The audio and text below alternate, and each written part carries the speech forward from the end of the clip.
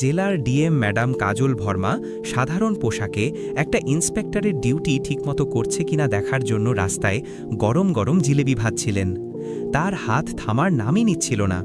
ঠিক তখনই বাজারের ইন্সপেক্টর অমিত সিংহ তার ইউনিফর্ম পরে সেখানে এলেন। সোজা কাজলের খোমচার কাছে এসে এক প্লেট জিলেবি তুলে নিয়ে একপাশে দাঁড়িয়ে খেতে লাগলেন। কাজল প্রথমে ভেবেছিলেন পরে টাকা দেবেন, কিন্তু জিলেবি শেষ করে চলে যাবার সময় কাজল ডেকে বললেন, সাহেব টাকা দিন, জিলেবি ফ্রি হয় না। টাকা কিসের, তুই আমায় চিনিস না? কাজল শান্ত গলায় বললেন, যে জিলেবিগুলো আপনি এইমাত্র খেলেন।